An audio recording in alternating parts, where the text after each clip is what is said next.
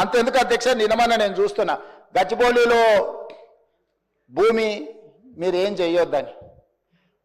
అధ్యక్ష దాదాపుగా 25 సంవత్సరాలు అనుకుంటా, 25 సంవత్సరాల క్రితం బిల్లీరావు అనే వ్యక్తికి, ఒక ప్రైవేట్ వ్యక్తికి, ప్రైవేట్ సంస్థకు ఆ భూమి కేటాయించారు. 25 సంవత్సరాల నుంచి ఏ రోజు కూడా సెంట్రల్ యూనివర్సిటీ దగ్గర ఆ భూమి లేదు. తెలంగాణ ఉన్న కంబైన్డ్ రాష్ట్రంలో 2006లో ఆనాడు కాంగ్రెస్ పార్టీ రద్దు చేసింది ఆ కేటాయింపు. అక్కడి నుంచి కోర్టు కేసులు జరిగినాయి. 2014లో తెలంగాణ రాష్ట్రం వస్తే 2024 వరకు 10 సంవత్సరాలు గత ప్రభుత్వం బిల్లీరావు నుంచి భూమి గుంజుకోలేదు అధ్యక్ష. నేను వచ్చిన వెంబడే సుప్రీంకోర్టు వరకు వెళ్ళి కొట్లాడి ఒక ప్రైవేట్కు ఐఎంజీ భారత్ అని ఒక ఫేక్ కంపెనీకి కేటాయించిందని ఆరోపణలు ఎదుర్కొంటున్న భూమిని సుప్రీంకోర్టులో కూడా కేసు గెలిచి ఆ భూమిని వెనక్కి తీసుకొని ఆ భూమిని ఈరోజు మనం అభివృద్ధిలో భాగంగా టీజీఐఐసి కేటాయించి అక్కడ ఐటీ కంపెనీలు ఇతర పరిశ్రమలు రావడానికి అవసరమైన లేఅవుట్ చేయండి అని చెప్పి ఈరోజు ఒక అభివృద్ధి కోసము ఒక కాంక్రీట్ ప్రపోజల్తో ముందుకు వస్తే ఈరోజు అక్కడ ఏదో రిజర్వ్ ఫారెస్ట్ ఉన్నట్టు, రిజర్వ్ ఫారెస్ట్లో అత్యంత ఏమంటారు జీవరాశులు ఉన్నట్టు, జింకలు పులులు సింహాలన్నీ ఆనే ఉన్నాయి అన్నట్టు, జింకలు పులులు సింహాలు లేవు అధ్యక్ష. ఆ చుట్టుముట్టుతో కొన్ని గుంటనక్కలు చేరి ఇట్లా వ్యవహరిస్తున్నాయి అధ్యక్ష. గుంటనక్కలకు గుణపాఠం చెప్తాం అధ్యక్ష. అది 100% developed area. We're also going to utilise for development. We're not utilising or otherwise మేము ఎవరికో అర్ధరాత్రి పూట ఎవరికో కట్టబెట్టే ప్రయత్నం చేయలేదు అధ్యక్ష. పర్ఫెక్ట్ డెవలప్మెంట్ చేసి ఓపెన్ ఆక్షన్ ద్వారా అంతర్జాతీయ స్థాయి సంస్థల్ని పెట్టుబడులు పెట్టడానికి భూమిని తెలంగాణ ఇండస్ట్రియల్ ఇన్ఫ్రాస్ట్రక్చర్ కార్పొరేషన్ ద్వారా ఆ పెట్టుబడులను ఆకర్షించడం కోసం ఈరోజు ఒక ప్రణాళికబద్ధమైన డెవలప్మెంట్ చేయడానికి మేము ముందుకు వస్తే ఇవాళ దాన్ని అడ్డుకునే ప్రయత్నం చేస్తున్నారు అధ్యక్ష. నేను ఒకటే మాట అడుగుతున్నా అధ్యక్ష, 10 సంవత్సరాల మీద అధికారంలో ఉన్నప్పుడు ఐఎంజీ భారత బిల్లీరావు అనే ఆయన దగ్గర భూమి ఉన్నప్పుడు మీకు బాధ లేదు, దుఃఖం లేదు, ఆ భూమిని వెనక్కి తీసుకురావాలని ఆలోచన లేదు. 400 ఎకరాల భూమి విలువ 40,000 కోట్ల రూపాయలు. 40,000 కోట్ల రూపాయల భూముల్ని ఇలా అమ్మి కప్పం కట్టి తెలంగాణ ప్రజల కళ్ళల్లో మట్టి కొడతా అంటే చూస్తూ ఊరుకోవడానికి సిద్ధంగా లేమని చెప్పి హెచ్చరిస్తా ఉన్నా.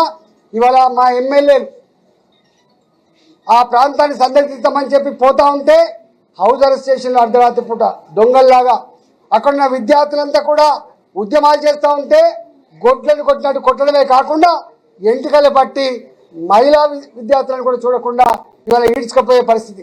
వాళ్ళను హరాస్మెంట్ చేస్తూ ఉన్నారు, వాళ్ళను పోలీస్ స్టేషన్లో పెడతా ఉన్నారు, కేసులు పెట్టి జైలుకు పంపే ప్రయత్నం చేస్తూ ఉన్నారు. నీ కేసులు, నీ అరెస్టులు విద్యార్థుల యొక్క శక్తిని ఆపలేవు. వాళ్ళకు తోడుగా అండగా భారతీయ జనతా పార్టీ ఉంది. ఎట్టి పరిస్థితుల్లో కూడా ఇవాళ ధర్మేంద్ర ప్రధాన్ గారు మాకు మాట ఇచ్చిండ్రు, ఎట్టి పరిస్థితుల్లో కూడా అది జరగకుండా ఈ రోజే ముఖ్యమంత్రికి తెలంగాణ రాష్ట్ర ప్రభుత్వానికి ఉత్తరం రాస్తా అని చెప్పిండ్రు. ఖచ్చితంగా దానికోసం భారతీయ జనతా పార్టీ పార్లమెంట్ సభ్యులుగా రేపు పార్లమెంట్లో కూడా ప్రస్తావించే ప్రయత్నం చేస్తాం. అర్జెంట్ మోషన్లో కూడా పాల్గొనే ప్రయత్నం చేస్తామని చెప్పి ఈ సందర్భంగా తెలియజేస్తా ఉన్నాం. ఇవాళ మా విద్యార్థులని హింసిస్తున్న, మా విద్యార్థులనే కేసు పెడుతున్న దానికి మేము పూర్తి స్థాయిలో ఖండిస్తూ ఉన్నాం. ఈ పోలీసులు, ఈ బుల్డోజర్లు తక్షణమే ఆపాలని చెప్పి మేము డిమాండ్ చేస్తాం. ఒక నిమిషం, బీజేపీ ఎంపీలము ఎమ్మెల్యేలము దొంగ టీఆర్ఎస్ వాడు వారంటే మీ ఎన్ఎస్సీ తిరుగుతున్నాడు రేవంత్ రెడ్డి. మీ ఎన్ఎస్సీ ఓపెన్గా స్టేట్మెంట్ పంపించింది, మీకు వచ్చిందా?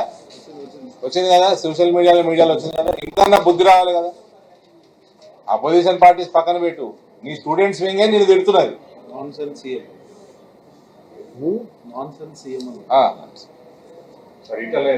గతంలో సుప్రీంకోర్టు సహా న్యాయస్థానాలు ఆ 400 ఎకరాల భూమి ప్రభుత్వ భూమి టీజీఐఐసి అని చెప్పిందా, లేదు ఆ 400 ఎకరాల భూమి సెంట్రల్ యూనివర్సిటీకి సంబంధించిందని తీర్పు ఇచ్చిందా? ఒకటి. రెండోది, ఈ 400 ఎకరాల్లో నష్టం జరిగితే పర్యావరణానికి నష్టం కలుగుతుందని ఎక్కడైనా అధికారికమైనటువంటి నివేదికలు కానీ ఆ మదింపుకు సంబంధించినటువంటి వివరాలు ఏమైనా ఉన్నాయా? 2 విషయాలండి.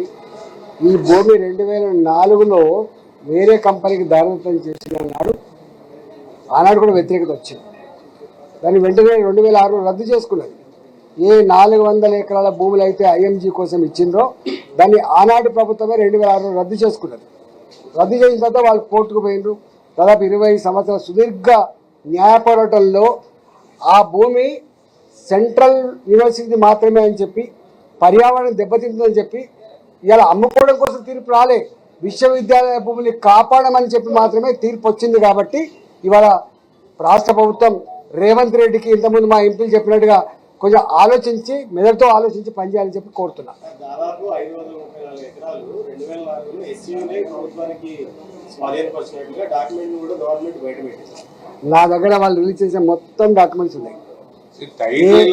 టైటిల్ ఒకటి, అక్కడ ఎన్వైరన్మెంట్ ఇష్యూ వస్తుంది, అక్కడ వైల్డ్ లైఫ్ ఇష్యూ వస్తుంది, అక్కడ ఈకో సిస్టమ్ ఇష్యూ వస్తుంది, ఆడ జింక చచ్చిపోయింది ఆ కేసులు వస్తాయి, నెమలు చచ్చిపోయినాయి ఆ కేసులు వస్తాయి.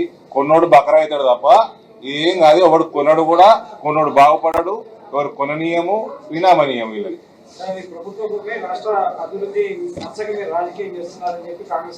తప్పుడు మాటలు, అబద్ధాల పునాలను బతుకుడు రేవంత్ రెడ్డి. ఆయనకి ఎప్పుడు నిజం చెప్పేటువంటి అలవాటు లేదు. ఆయన గురించి ఏం మాట్లాడుతుంది చెప్పండి. ఆయనకి ఎటువంటి కేసులు వస్తాయని కూడా తెలియదు. ఆయన 16 ఏళ్ళు ఈ కేసు సుప్రీంకోర్టులో ఉంది కాబట్టి అక్కడ మొక్కలు వచ్చాయి, చెట్లు పెరిగాయి, అది అటవీ కాదు అంటున్నారు. అన్ని స్పీసీస్ ఉన్నాయి, అక్కడ ఎన్నో స్పీసీస్ ఉన్నాయి. కొన్ని ఎక్స్టింక్ట్ స్పీసీస్ కూడా ఇప్పుడు అక్కడ కనబడ్డాయి, సైటింగ్ అయింది.